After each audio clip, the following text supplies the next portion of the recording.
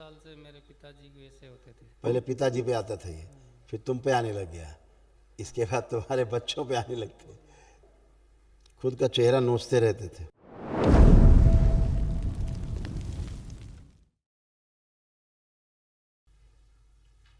तुमको लगता था कोई देवी देवता आते हैं तुम्हारे ऊपर।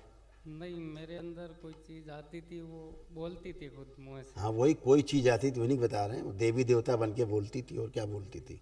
नहीं, वो मुस्लिम चीज़ बोलती थी, वो अपना नाम बताती थी। क्या नाम बताती थी? हैं? रशीद खान। राशिद का। पूजा करते तुम लोग उसकी? नहीं, क्या करते थे पूजा जब वो भी आता नहीं। था? क्या करते तुम लोग? आते थे तो बैठ के पूजा करवाते थे। हाँ, और हम क्या बोल रहे हैं? और तुम करोगे पूजा? तुम्हारे ऊपर चढ़ी लेता था तो तुम कहाँ से पूजा करते? हम्म।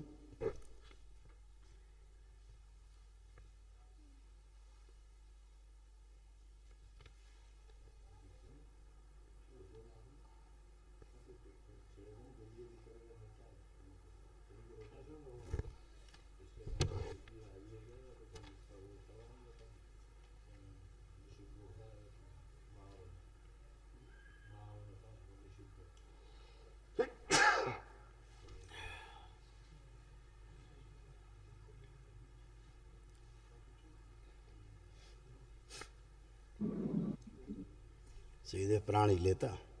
बुद्धि बंधी रहना, सिर में दर्द, पागल बनाने वाली स्मृतियां थी, आंखों में धुंधलापन आ रहा था, नशा कराने वाली स्मृतियां थी, हड्डियों में गलन, अर्ध बेहोशी में रहना, मस्तिष्क शून्य रहना, सुनकर न समझ पाना, श्वास फूलना, लंग्स जो है श्रिंक हो रहा था और अंदर से गल रहा था, गॉल ब्लैडर में घाव, यूरिन में इन्फेक्शन, यूरेथ्रा में सूजन, ब्रेन में ट्यूमर्स बन रहे थे, अल्जाइमर हो गया था, भूल जाते थे, पैर सूख रहे थे, वजन एमएनडी की स्मृति है, एमएनडी की स्मृति है, एमएनडी की स्मृतियाँ थी, बच्चे उठने में समस्या होती थी, शरीर सुखाने वाली स्मृतियाँ थी, क्या प्राइवेट की स्मृतियाँ थी, प्राइवेट पार्ट में, गुदाद्वार में, पैनक्रियाज में, आंत में और लीवर में, भूख कम लगना, पेशाब करने में कष्ट होना, प्राइवेट पार्ट में इन्फेक्शन, रक्त दूषित हो रहा था और स्पाइन गल रही थी। सुन लिया? देखो कैसे अंग बन गए थे तुम्हारे, ये भी देख लो कैसे अंदर सारे अंग सड़ गल गए तुम्हारे।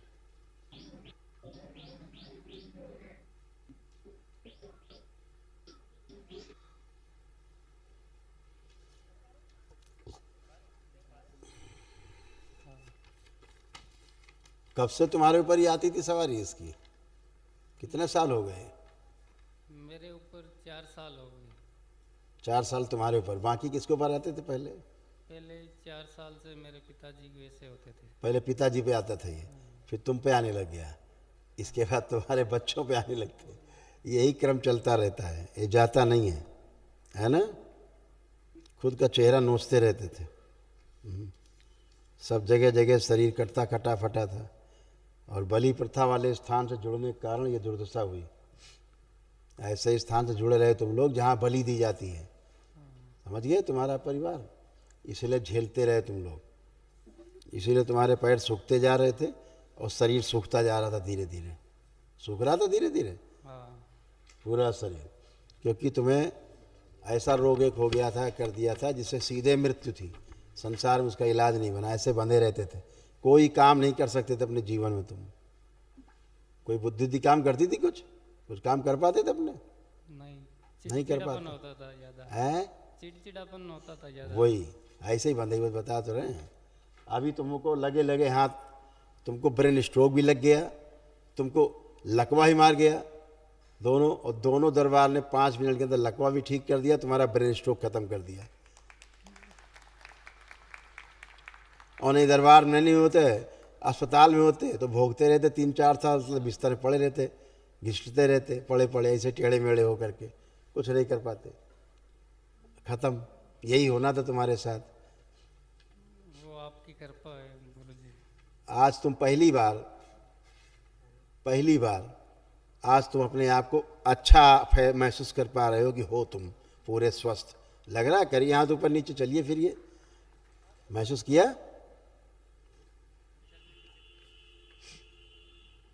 उठिए, बैठिए, बैठिए, उठिए, बैठो, उठो, अब क्या कुछ नहीं है, खड़े होइए, अब बच्चों की तरह बिल्कुल बन गए हो ये। कितने हल्के हो गए।